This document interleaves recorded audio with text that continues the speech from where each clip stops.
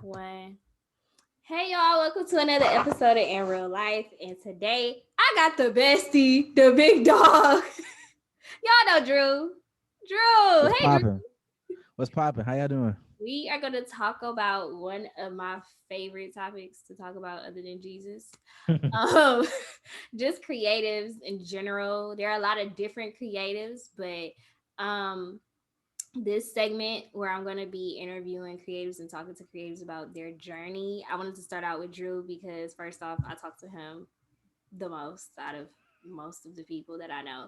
And he has a very good groove going on for him right now. Just me being, I know I'm his friend, but also just seeing like his growth over the years. Like he's really starting to settle into like himself and like his groove and just My like wildness. loving him, like just loving his like originality and his authenticity. So Drew is a, what are we gonna call you, creative Creative, just all around. Yeah, all around creative. Thought leader. Yeah, thought leader? Okay, so yeah. we not gonna use the C word. You can use creative. When I say creative thought leader, you know what I'm No, the other saying? C word. Uh, oh yeah, no, nah, no, we're not. No, we're not. No, I'm not. I'm not that. I'm. You know what I'm saying? I market myself as a creative coach. Uh-huh. But don't call me coach. Just call me Drew. Yeah. So yeah, content creator, creative thought leader, coach, creative coach. You know. Creative coach. Okay, so if y'all follow Drew, y'all see his name right there. He puts out a lot of good little snippets. My new favorite is the Diamond of the Week. I Yeah. actually do like that. And the thing is that me You and Drew do? talk, yes. So me and Drew talk, we have like our random, it'll just be like a random 3:54 p.m. and he'll just be like, I'm doing this. And he'll text me or he'll voice message me and be like, I'm thinking about doing this. And I'm just like, that's a good idea. But then when I actually see it like playing out, I'll be like, oh, this is a really good idea. Like I'm a Yeah. person where like I'm very visual. So a lot of times like if I don't have the whole 100% image in my head, I'm like, well, Hmm. I can see it being a great idea, but I don't know for sure. Cause you know, it's a lot of trial and error being a creative, like, especially when you have a Right. good idea, it's not going to always play out as great as you think it is. Right. So I really wish you could have continued the wind down Wednesdays, but we'll talk about that in a minute. Yeah. Yeah. We'll get into that if you want me to get into that. We'll talk about that. So yeah, he does his diamond of the week. Is it every Monday? I feel like it's every It Monday. is every Monday around 1 p.m. or so. And I do that, yeah. So every Monday around 1 p.m. Yeah. So every Monday. Hopefully one day we get that sponsored. Hopefully I'm gonna get that sponsor one day. But yeah, you know. Okay, so let's start Yeah. from the beginning. How did you get to where you are now creatively? Like, is what was the goal? Because I know you went to college. Hmm. You got a marketing degree, don't you? Communications. Communications degree. Got a Okay. communications degree. So, So yeah, how did you start? Just let the people know. How did you start? I wanted to be on TV my whole life. I always tell people I used to like grow up and watch like 106 in Park and see Terrence and Roxy and see Tigger and whatever the other John Jalissa. I think it was Jalissa. It was Tigger and What's Jalissa, right? in It was there? Tigger and Jalissa and Terrence and Roxy and just AJ and Free and just seeing 106 in Park and just seeing You not gonna TRL and just include seeing Bow all Wow in these. there? Yeah, no, Bow my dog, but nah, I ain't gonna throw Bow Wow Wait, in there. who is his I co-host? forget his co-host. It was somebody. I forget his co-host. I forget his co-host. But he was a decent host too. But yeah, I just grew up seeing shows and wanting to be on TV. And I always had like a love for sports. So my first like idea was, okay, I'm gonna just do sports broadcasting. So I came up in high school. I was like, okay, I'm gonna be a sports broadcaster. I want to be the next Stuart Scott. Stuart Scott's like a famous broadcaster that passed away like I want to say like 5 or 7 years ago Mhm. of cancer. But he was like one of the legendary like black like anchors on Sports Center that made everything his own. and I wanted to do that. And then I went to college pursuing sports broadcasting, but the school I went to, Wingate, really didn't have like a really full like developed like communications program where they could provide you with like a bunch of resources and internships and stuff. So you really just had to fend for yourself. I learned a lot, but you just really had to fend for yourself when it came to that tip. And then I started to realize like the barriers to, well, I wanted to be a coach as well. I wanted to be a basketball coach, and then I realized the barriers to becoming a basketball coach. I got to get a PE degree, and I ain't trying to teach no PE. So I'm like, I'm not about to try to get a PE I degree didn't to even teach know basketball. this. Yeah, in order to teach basketball on any type of level, Joker's got to start, unless you start out at like a assistant level, which I was trying to just do. I was emailing the basketball coach at Wingate before I got there, and like, yo, like let me get on the staff for free or whatever, so I didn't have to go that route of getting a degree. But it gets lost, it lost translation and lost hands, so I just said forget about it. And I realized the barriers to sports broadcasting was high too. Like if you weren't, if you like to get on ESPN, those jokers got to stay behind the desk for like 10 years before they get on camera. And some of your best years is like when you're in your 20s and your 30s, and if you're really good, you should be able to get on then. But some of these people weren't getting on to their late 30s and 40s, and they have communication degrees and broadcasting degrees from Northwestern and all these big schools, North Carolina, so which I didn't have. So around like sophomore year, I kind of really fall in love with like music, and like really fall in love with music and music journalism. And I started a website, and that was like my first type of content creation. I went by the name the Music Head, because I always walked around campus with my headphones on, my soul beats, not the actual Dre beats, the soul, the Ludacris headphones. I had Ludacris headphones. Oh, you I had the soul headphones. I forget. Yeah, I had the soul were they headphones. good Ludacris though? headphones. They're very decent. They're very Okay. decent. But I Okay. didn't have the beats. I had the soul. And I used to just walk around campus all the time, just listen to music. And I started a blog just talking about music and just updating people. I'm sure nobody viewed it, but people saw it. Mm-hmm. And then I yeah, did that. And then around my junior year, my mom got me my first like recording equipment to record, because I wanted to be a rapper at one point in time. You know, I wanted to be True I Genius. know Yes. this. Yeah, you know, I wanted to be a rapper at one point in time. I What's still your do want to rapper rap. name? True Genius with a dollar sign on the S. Hey, don't hey. It's gonna come full circle. The reason why is because everybody calls me a genius. Like that name genius has followed me, because people always till this day when they look at the stuff I be doing, like, bro, you're a genius. So it just always follows me to this day, and I don't even say it no more. So I know that's God.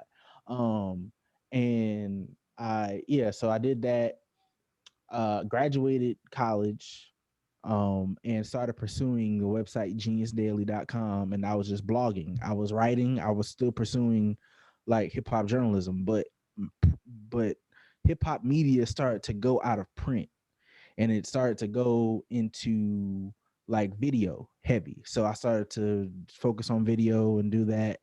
And then I had that come to Jesus moment, 2016, where I just surrendered everything to God. Mm-hmm. And Genius Daily was like my baby. Like I had t-shirt, and I was doing photo shoots and stuff, and Genius Daily was like really like my baby. But I'm like, I'm gonna surrender this to God, and if he wants me to do some type of content, I'll do some type of content the way he wants me to do. So I closed out the website, deleted the website, and I stopped doing content. And then I joined a Bible study at the time that I had that come to Jesus moment. I joined a Bible study that was like very influential in both of our lives. And at that Bible study, I met and my mentor at the time, and he kind of introduced me to like the whole like creating content for Jesus. Like I Mm-hmm. would see him do videos and record. Like after he'd preach, he'd go and get on the stage and do videos and cut the camera on. I think it was so cool. And then he would just randomly be like, "Bro, you want to get up here with me?"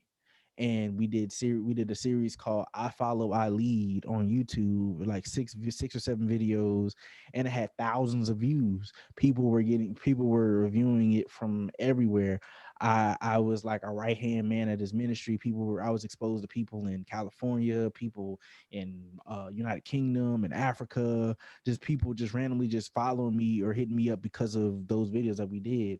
And that was kind of like my introduction to doing like Christian or clean content, and did that. And then that kind of doing that content with him kind of propelled me into doing it myself. So I started doing it myself, started doing videos, very old covenant, very legalistic. Siobhan knows about this is very old covenant, very legalistic. I started to do those videos, and then parted ways with that ministry in 2018, and right around that same time I started to get revelation of the new covenant. And when I started to get revelation of the new covenant, and so I realized, yo, we're free and we're not bound, and we don't have to be legalistic, and we're not under the law and all these other things, it transformed my content. I started to just do everything about the new covenant, and it transformed my ideas as well. My ideas weren't in this sort of Christian box anymore. I didn't put myself in a Christian box anymore, because I realized I didn't have to, because I was free. And went from there to present day where we're at now, where I want to say, was it 2020 where I started? 2020 kind of propelled me like into what I'm doing now. I made a decision I was going to be consistent with being just doing content. I last year I think I did like 40 weeks out of like 52 weeks straight of content. And so that's producing something, multiple things every single week, different types of content, different types of shows. And then pandemic hit in March, and I kind of that kind of is where most of the consistency kind of fell away from. But then I had out of that season that I was in, birthed the show that I currently have now called Walk with Drew, and it's doing really good. It's growing, getting up there. People are recognizing it, and then I'm also, as it stands now, trying to branch out and do some creative coaching and do some different other different projects that I don't want to speak about just yet because they're not out. So Yeah, we keeping it cute. yeah, Keeping it cute.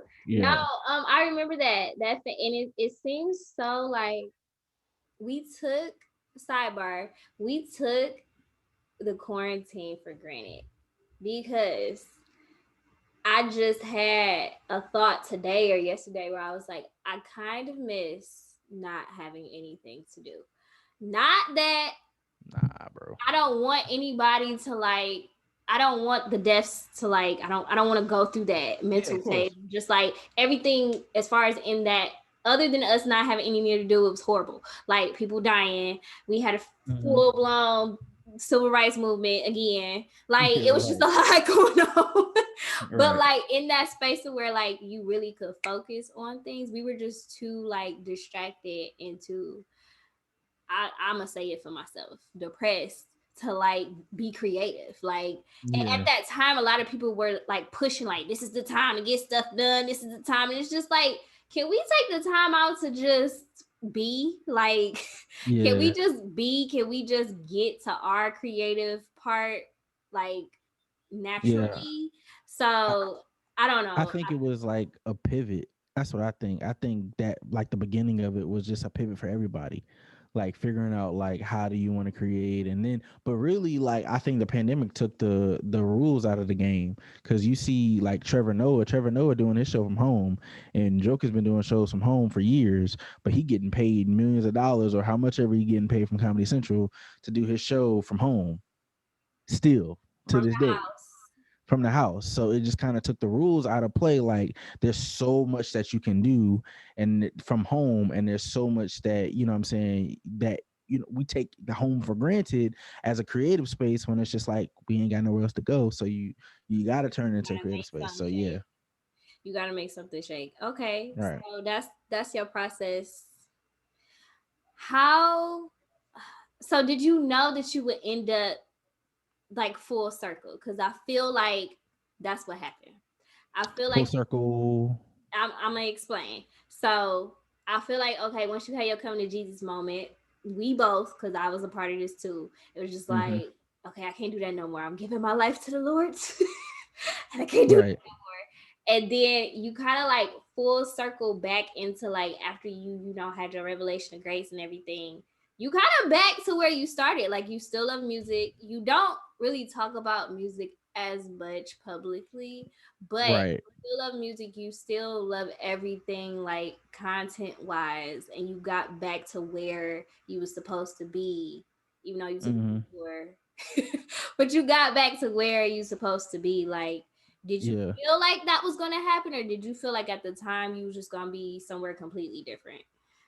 I honestly thought I was gonna be a pastor or assistant pastor. You know this. I thought I was gonna be somebody assistant pastor or I somebody didn't want to say pastor. it. I wanted you to say Um, it. at the time, 2016, 2017, I was fully committed to going into ministry. I still know I have a ministry. I'm a ministry gift, and I know that I have a ministry inside of me.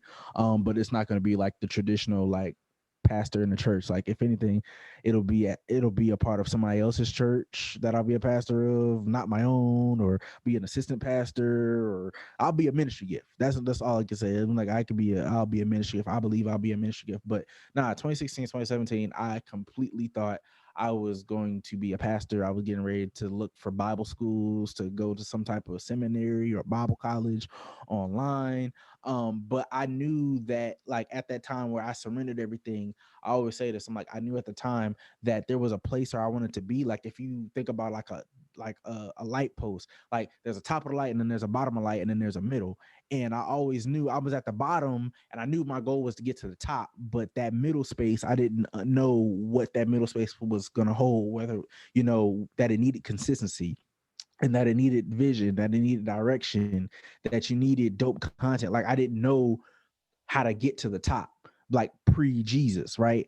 So I think God turning everything around and making it kind of full circle was implementing himself in the middle.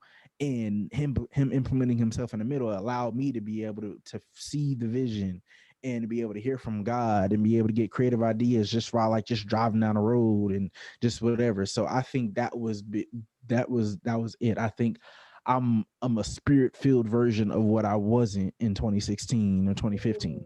Ooh, that's a word. That's Yeah, a nah, word right there. yeah, I think I'm a spirit filled version because I'm like I still like all the same stuff, but it's spirit filled control Mm-hmm. now. So back then, 2016, I'm flying, 2015, 2016, I'm flying by seat of my pants, getting drunk every weekend, doing whatever I wanted to do. Now, I still like to drink. I stopped drinking for a little bit, but I still like to drink. I still like to go out and have fun, but there's a spirit filled control. There's a spirit filledness about myself and about whatever I'm doing now that I didn't have in 2015, 2016. I didn't have direction. I wasn't seeking God for direction. There was not another source where I was getting anything from. It was just me. Mm-hmm. So now it's like it's not just me, it's like God. Now I'm consulting God when I'm doing something now. So I think that was the missing piece. So I didn't know all along. I was honestly prepared to be in ministry full time. So I honestly, what took me away from that was when I fell on my face the first time I preached and realized I can't preach without God. You don't like this. When I fell on my face first time I preached and I realized that I You can't did preach without that. God, huh? You did, and let me let the people know you did not do horrible. I did horrible. But I told you if you did horrible. You was just nervous. Like it was your first time in front of people talking about Jesus. It's easy to talk about Jesus with your friend. Like that's yeah, easy. yeah. But like in So front of people and being like you was prepared, honey. I Prepared. had two Bibles with me. I had two Bibles and a Gatorade up there. My mouth was dry for 2 seconds, but that kind of shifted. That moment kind of shifted me from, yeah, you're not ready for ministry. You know what I'm saying? Not that ministry wasn't for me, but when God calls on you, that's when you answer. So I'm like, I don't think about, to this day, I don't think about ministry. I know in back of my head, I'm like, yeah, I know I got a ministry. I know I'm a ministry gift. Back of my head, yeah, I know I could. I do ministry, I huh? feel I feel like things will align in a way that like you're not even gonna like think about it. It's just gonna be like, oh, I'm doing ministry more now. Like Yeah, I feel like facts, that's how it's gonna happen. Because facts. it's even started now. Like since then, you've preached twice at Right, your church, 3 times. 3 times at your church. Mm-hmm. It's been 3. I thought it was 20. New Covenant Accounting, Past Tense Christianity, and then the recent joint that was the best one since. Yeah, Yeah. yeah. And then I'm preaching next Okay. month. Oh, you So pick the next one? we got Ooh. our creative series. When is it gonna come out? When Cause this, yeah, when it's I gonna don't come know out? yet. We have a Probably, creative series that probably comes out. April.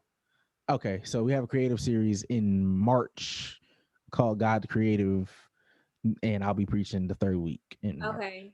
Yeah. Yeah. Oh, okay. I gotta be there for that one. Yeah. Like I have to be there in person, not just like, oh, I'm watching when it come out on YouTube. Like All I need right. to be there. So All like right. if I It's the get to third week. see it, It's the third week of March. So we talk about it offline. you said a third. We got okay. Okay. You know what? We gonna be play hopping at this point. Like what's good? What's good? But yeah, I feel like so backtracking or going Mm-hmm. forward, what is your creative process? Because I don't think I've ever Mm. asked you, like, do you have a creative process or do stuff just randomly come to you and you just be like, oh, well, I'm gonna try this? Uh, yes and no. I mean, the process as far as like preparing to get on camera, like for Diamond of the Week, I literally come off the dome and write it down, and then look over it a couple times. Like I may take like the most recent batch I did, I took a week to look over it every single day, and then I took a day to record. Mm, So I had the week before that, I wrote everything down, and then I took a week to go over it every single day, and not necessarily memorize, but just to go over it. And then I record in batches. Sometimes one take. The recent one I did on Monday took 11 takes to do. So it took I was sitting up there for like 30 minutes redoing it over and over again late at night. So that's that process for that. But in general, nah, I just get it. And I have this method like with like shelf versus soil that I got from my old mentor, where it helps me kind of decipher what needs to be now, what needs to be down the road. And based off of once I get the idea, I determine right then and there, okay, is that shelf or is that soil? Do I need to go plant that now and do that? Or is that something down the road that I need to develop? And that's usually how I do when it comes to the video. Some videos I get right in there and I do it. Like I just did a video on my Instagram not too long ago. I just posted it on mm. the my stories. Some stuff just comes to you, and then other stuff sometimes thought out a little bit, and then other times I just do that shelf versus soil concept. So it's kind of just like a trial and error type thing. It's Okay. whatever works for. I tell people like it's whatever works for you.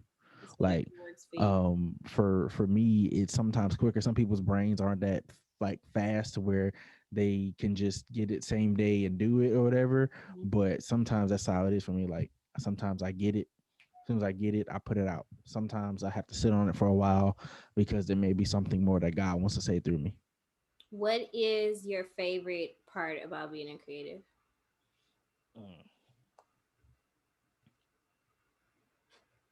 I ain't know I was gonna hit Um, you with that one.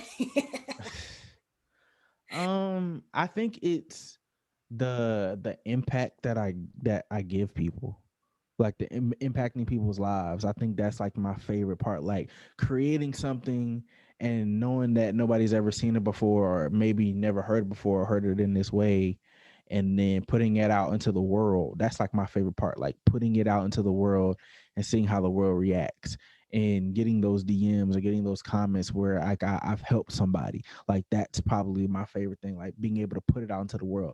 I think that's also why I rush sometimes, or in the past I've rushed sometimes with stuff because that's like my favorite part of the creative process, or like my favorite part of creating is like I'm done and I could put it out. There's so many things that I'm sitting on. I'm like, I can't wait to be done and get that reaction from people, or somebody buys the product and they have it in their hand. Like that's what I love. Like the finished product, the people being able to react and being impacted by it. Okay. I Yeah, think shocked you with that. Uh-huh. I wasn't ready for that either. I mean, Drew, he out here, he popping now. So I'm not popping. I I can't even feel get like I you can't get even a get little bit emails from certain more people. of the comments than I do. Like I feel like it's starting to like bubble up a little bit. Like you put the pot on the stove and you put the soup in there and you see the bubbles starting to fill up. That's like you right now. I Last but not appreciate that. least, we are on the last question. Oh, really? This was quick. Okay. Um, what? Where do you see yourself in 5 years creatively? Mm. You said creatively? Mhm. Yeah, we ain't talking Um, about say what? about personal. Oh yeah, it's like 5 years. I can tell you. Creatively, I see myself owning my own media company, producing shows not only for myself but for other people. I Yeah. see myself preaching the gospel on another level than I am now. Not necessarily like a higher level or whatever, but like in doing more like ministry, doing more ministry, being active more with ministry. Um, yeah, and yeah, continuing to just put out content. Don't know what it looks like. That's the thing. The scary thing and the crazy thing sometimes about creativity is you don't know what you're building until you build it. Mm-hmm. So I don't know what I'm building until I build it. I know I have ideas, but I don't know what I'm going to come across. The idea is going to have what's going to happen in our nation, what's going to happen in my spirit that's going to cause the next idea. Like I know that um like Walk with Drew, I didn't see Walk with Drew a year ago. Like I didn't see Walk with Drew a year ago. That was birthed out of the Blah season. So I didn't see that. So I don't know what else is coming up the road. I just know that the principle of it is, I want to be impacting people, changing lives through content and preaching the gospel and having fun and turning up and yeah, just doing having fun, turning up and just creating stuff people ain't never seen before and just changing people's minds about Christian creatives and creativity period. Creativity, period. Like that's what it is. I feel like me and Drew are on the same path. Um, God has put us together because like we see preaching the gospel in a very like straightforward, relatable way where people Mm-hmm. can get it because we tired of the shenanigans. So it's like it's like being a Christian can be fun too. Like Right. it's not bland and drab like we've seen in the past. So I want to let people know that Drew and I did I was on his show. It was like a collab show. But we did a show together talking about Christian dating, which Yeah, definitely go check that out. get out. Um because like we said, we like to give it raw right there. Raw, uncut, honest. Uncut. So We yeah, gonna people keep wasn't happy about it. Some people wasn't happy, but you know what I'm saying. It is we what it gonna is. talk about that later. So yeah, like I need y'all to go see that because I'm probably gonna put a clip up tonight about the whole aspect of I was thinking about it in the car. Um how the guy should be just like watching the woman over the word and like it's a difference on our aspect because the way that Yeah. I date is different from the way that like Drew is gonna pursue a girl. Right. So like I need y'all to check that out if y'all was just wondering because the Saints always want to talk about dating. So Yeah. Most definitely. do you have anything else to say for the people? Nah, man. I'm like I said. I'm just proud of you. I appreciate you giving me an opportunity on your platform because I'm now reaching people who I didn't reach beforehand, and I'm proud of you. Continue to keep going. Don't pay attention to outside of here. Mm-hmm. Keep this focus, and yeah, keep going. Turn up. All right, y'all, we continuing the creative segment of this. Like I said, this is probably April, but we'll see when it happens. But thank y'all for watching. Tune in next week for In Real Life. Peace.